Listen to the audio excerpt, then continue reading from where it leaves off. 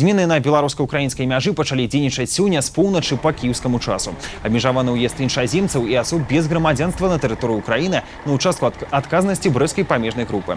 Змены не закранаюць тых, хто мае права пастаяннага або часовага пражывання на тэрыторыі Украіны, вадзіцеляў і абслугоўваючага персаналу грузавых транспартных сродкаў, членаў экіпажаў брыгад і прадстаўнікоў афіцыйных міжнародных місій і арганізацый. Украіна часова прыпыніла ўсе віды паведамленняў праз дзяржаўную мяжу ў пунктах пропуску Забалаці, Тург, Гута і Пішча. У пунктах пропуску Даманова з беларускага боку Макраны і Пулемец, Тамашоўка будуць закрыты міжнародныя аўтобусныя і пешаходныя паведамленні. З поўначы 15 сакавіка на 10 дзён з магчымым прадленнем тэрміна аналагічнае абмежаванне ўвяла і Польша.